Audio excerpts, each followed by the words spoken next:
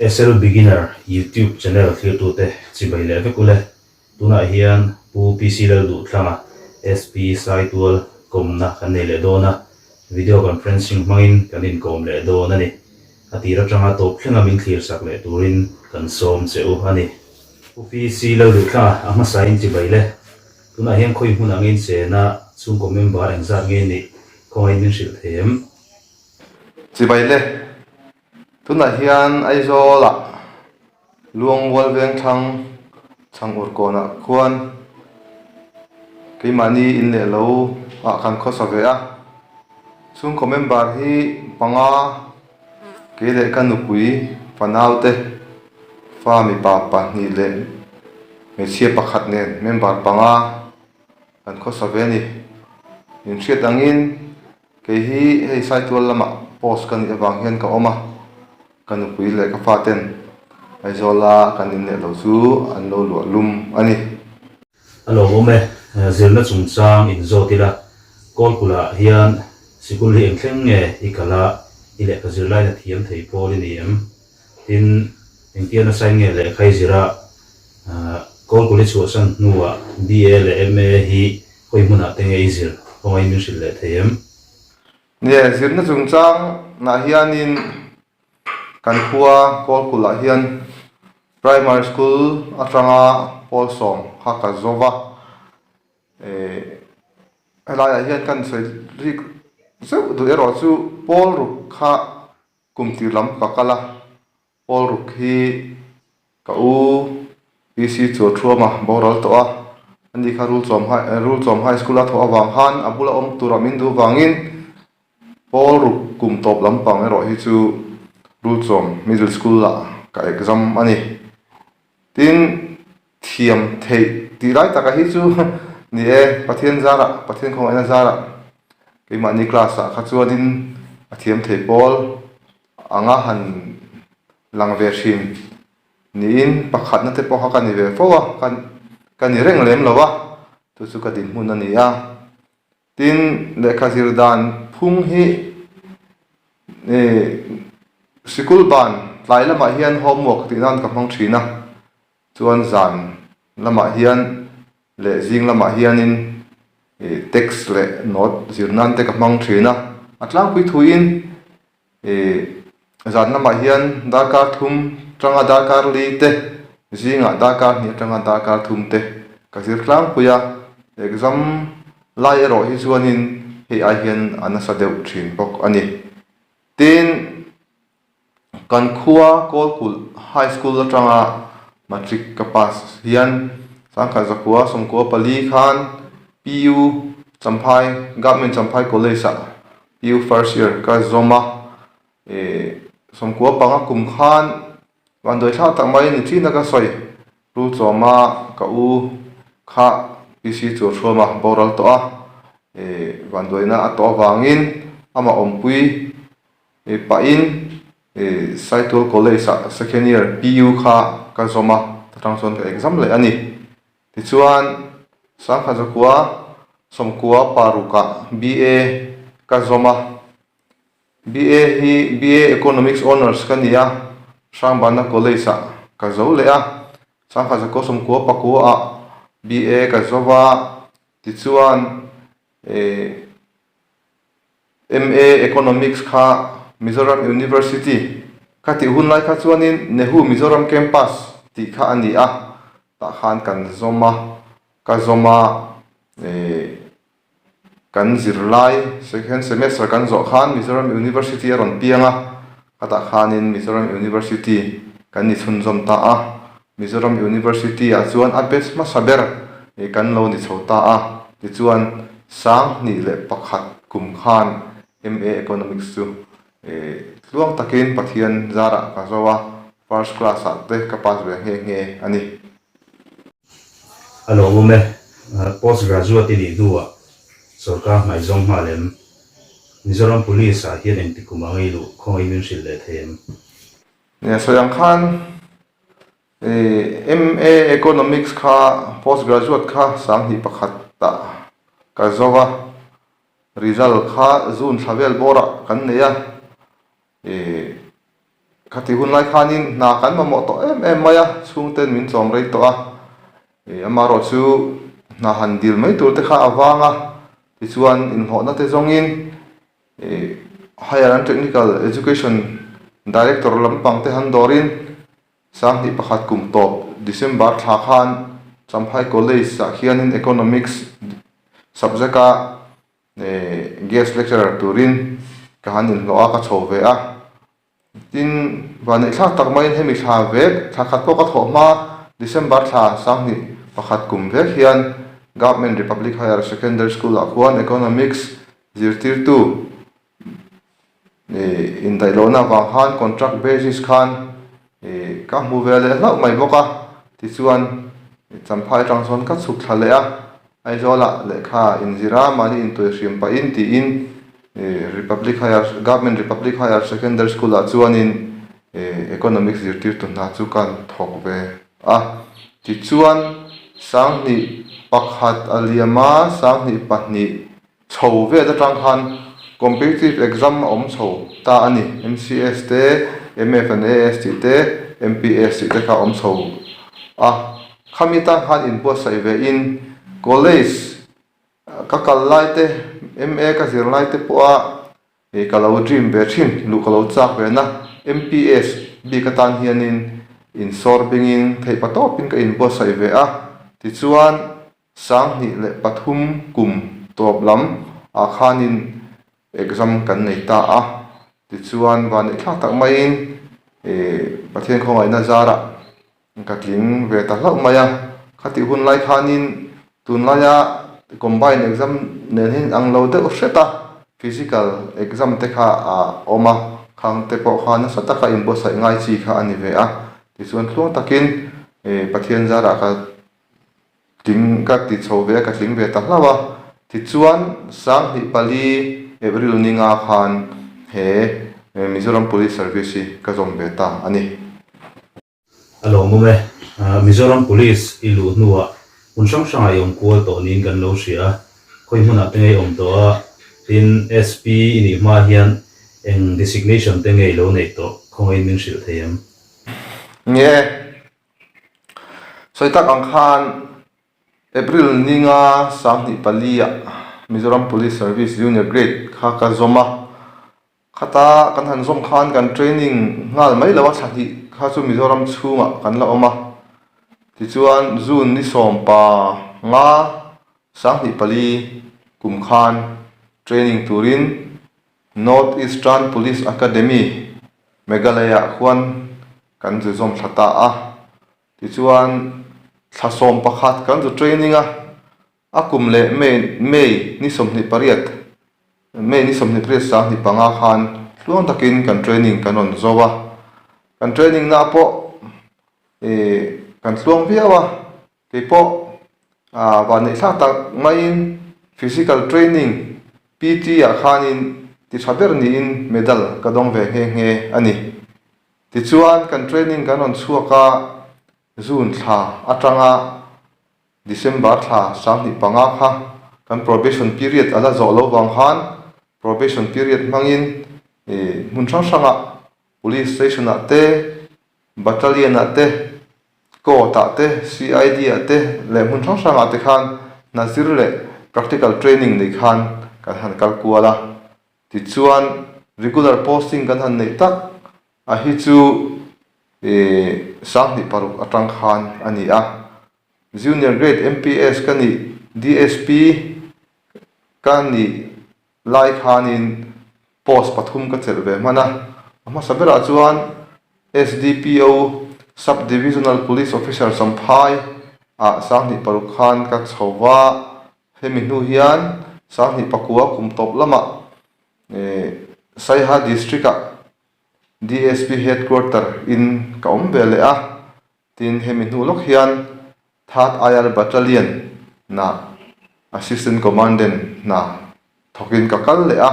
tuna Third IR battalion asama ommek te kan thian te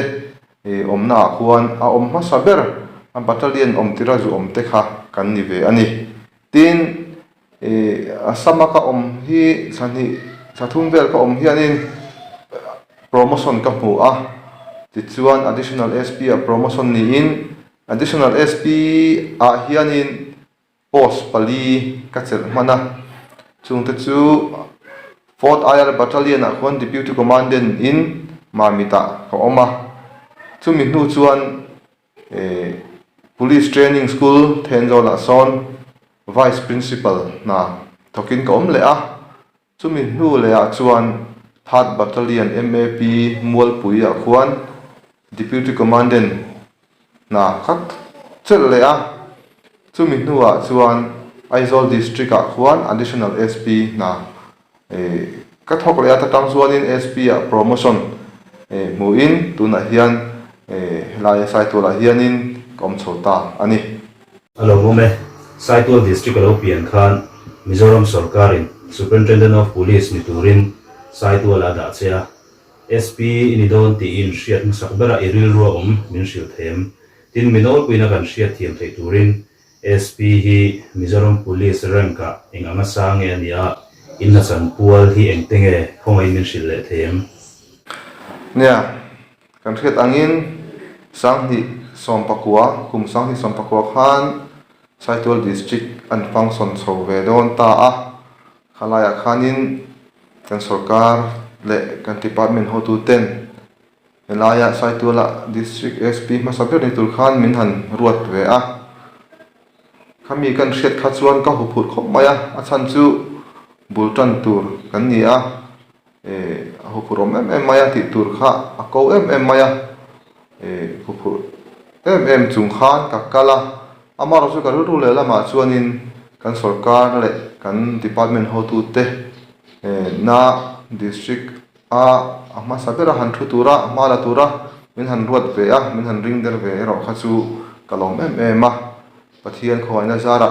kan pute le ka thopui fel tak tak tenen hei hoin ni thleng hian thluang takin district a kan la om ho theya lom om ka ti khop maya tin nie SP rank hanti hi nie Mizoram police hi rank sang som pathum vel kan ni a tichuan state a kan ho tu ber state police chief chu kan DGP director general of police ani a ani noya hianin additional DGP anom thina tin chumi noi le chuanin IGP kan nei le a IGP noya hianin DIG kan nei le ani tichuan DIG dot le an noi le chuanin senior SP kan ti te hian oma chumi noi le chuan SP kan ti tuna ke mani junior administrative grade te hi kan oma a chungla matanga siar chuanin parukna reng a chuan parukna ani ve a noila matanga siar chuan pariatna angvel ani ve ani chu tin district SP kan han ni hi chuanin nia toizongin le kan thriat thiam ol samzongin district chunga police in real bol dan zong te tin dan ne thupek ken ko chung konga te security VIP security kan ti te tin crime heng sualna chi sang aven le a chui chu konga te le police ina police na kai zong ani mayang chu khamia district chunga awaya mo phurtu berkha kan ni a chu kan thriat thiam thei dan ber ni in karing ani alo mome tunlaya call tur khoina kan boy pillion ber chu national highway number 6 chungchang hi nia NH6 chungchanga call kul mipui te malak na le ingai dan te khongai min sil le them nie tunlai national highway hian ru lu a national highway 6 hian ru lu a hemi chungchanga hianin kan khuwa a cheng ten kan khuwa nu fual bi kang ti hlawa thei pato pa ma an la hi an fak om ka ti tak zeta kan du na te po hi kan ti lam na sa to in ka sia kan chief minister te tin kan MLA kan bill to MLA te po in na sa takin ma min na sak ni te po in ka sia alam ka ti khop mai tu na hianin kan hala na hi kan be se ang takin lo sin na mulo ma ila lo lin na kan be se ang tak mu ngei theila ka du khop maya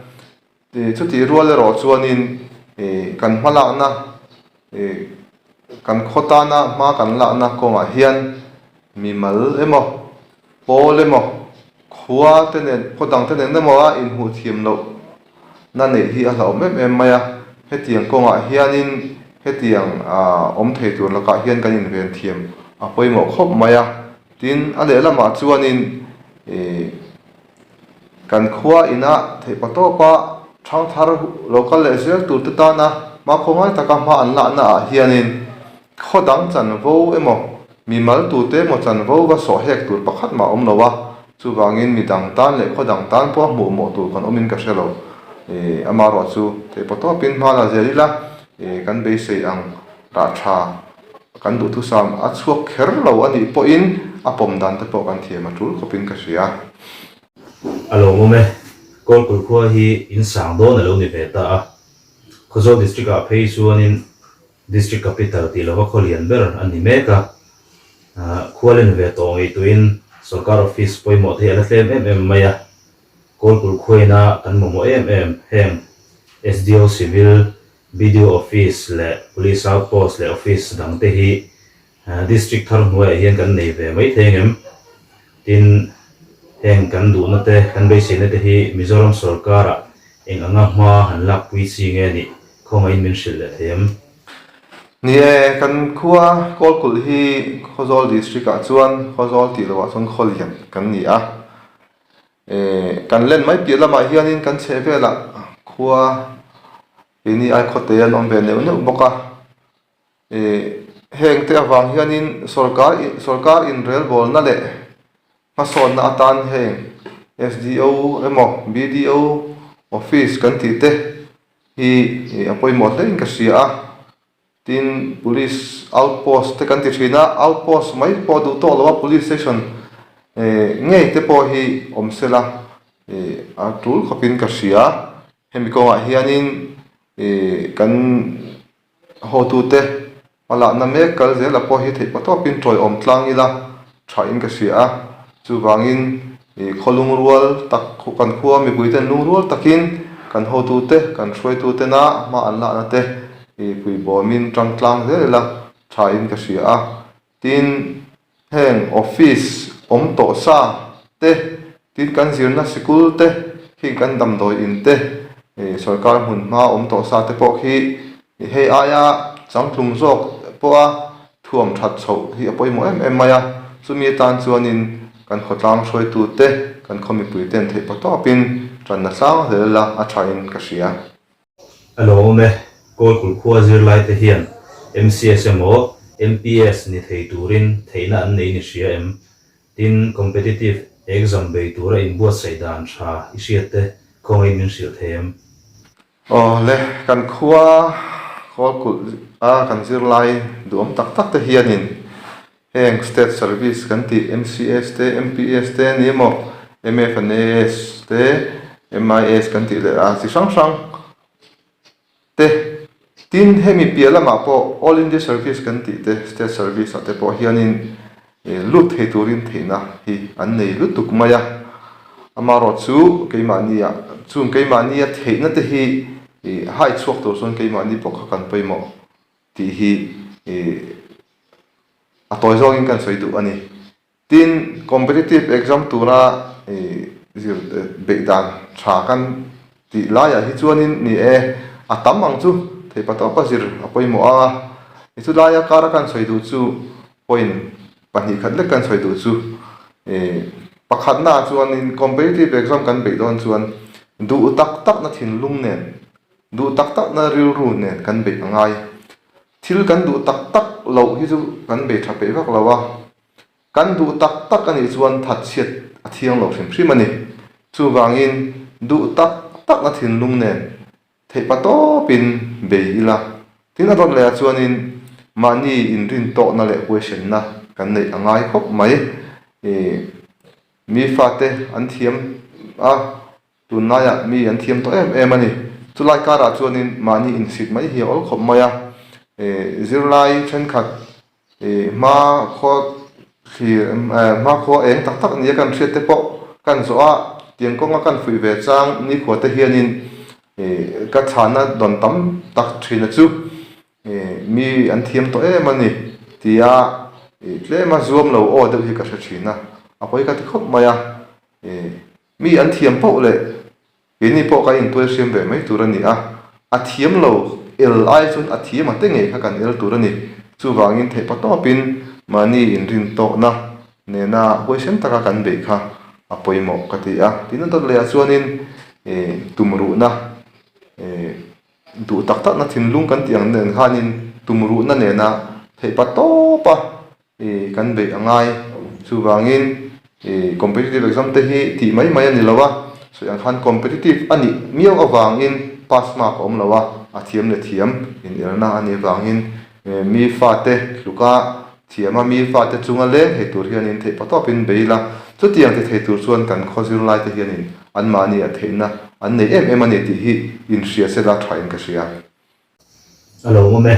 zona to ber tan chuan kol kul khatlang ta na cha dui nei zirna chung cha ani emo ko tlang ma so na tur lam khoile mi pui mi ber shim ta na poi mo ni hriat cha dui nei chuan khawai min han hril ta che ni kan khota na cha du hi chu kanga maya maro chu mi zinga chuanin zirna chung chang bi ka hi chuanin tiang han soi ta ila pakhan na chuanin thingtlang mi kan ya wang hianin kan hiam bik lo ti hi kan sir lai te hian ria se da thain ka sia thingtlang mi kan ya wang hianin khopui mi te kan el hu phur deuh thin ni hian ka thina competitive ani mo thil ti da khong thong sanga hianin maro chu thingtlang mi kan ni wang hianin kan hiam na bi kom lawa pathianin thuk tha tak min pe ni keima ni theina na sa takat da ni ti hi kan zir lai te hian ria se da thain ka sia tin atot le a chuanin lo thlin na kan ti a hi then kha chu official ten ni a then kha chu sumdong lian tak tak ten ni a ti khan e jona chi sang sang an oma he hi mi tam tak chuanin lo thling ta bik bia ba zungai na te hi kan nei hian ka sia a an lo thling lo chu ka ti hau lawa amaro chu official kan ni vek thelo sumdong lian kan ni vek thelo eng konga po kan thil ti na kong tin renga dor ma kan ni mo lo thlo kan ni mo motor khala e jong kan ni mo line chi sang sanga kan thil ti na sang sanga mi man tlak le rin tlak kan ni kha ke chuan lo thin na ka poma ka nga ya chu wangin official kan ni lo wanga lo cham ta big viaw in ngai te sum don na kan lian thur thur lowa wanga lo thling ta lo bi ka in ngai na te hi om lo sila thain ka sia ke mani zon thawarin om taka man tlak de chhor tlak taka kan om kha mi lo thling kan ni na ka ngai mai ani tin atot le a chuanin re theina chung chang hi ka soi du khop maya ni thingtlang mi kan ni a je ba ron ko nga po mi har sa kan ni maro chu kan re theina te hianin mi bo pet lo sila ka du khop mai ke mani bi ka hanin soi tai la mani he chung kwa re thei tak ka tanga lo chor chok kan ni a pe chu una jinga no pang ber kan ni a kapa hianin kumnga kan in min boral sana ti hian kanu hobin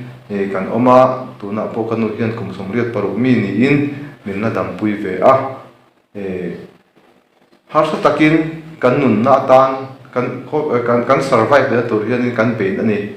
hemi tan hian kanu hian na sa takin na thoka thingtlang na thok mi ani a thiam na po pakhat ma nei lo amaro chu afate min rol opuina awangin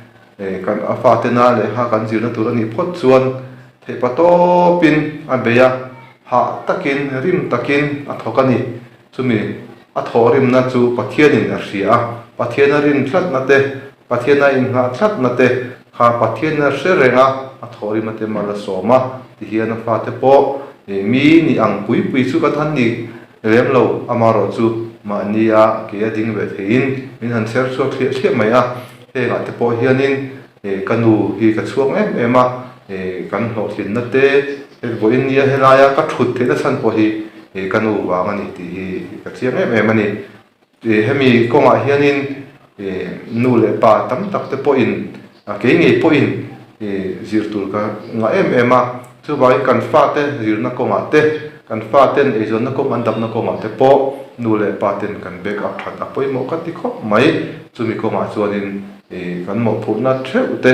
zir lai na mo phut na te nu le pa na mo phut na te tin zir ti tu thlengin zir ti tu po ina sikul lama no pangan no kai na ko ma te po kan za vai hian mo phut na poi mo tak kan ni ti hi khrenon leila thain ka sia a tin kan khotla anga saidu kan ne chu kan mel te kan sum ko zia te pian mang te adang lam ang bok hianin kan ngai ven zong te kan tu zong te ai nang lo em mai ni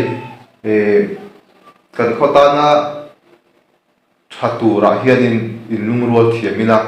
inlung rual na hi tlem hianin kan tla tham de man chu ti tur hianin kan hun kal to te po om ve thina chu wangin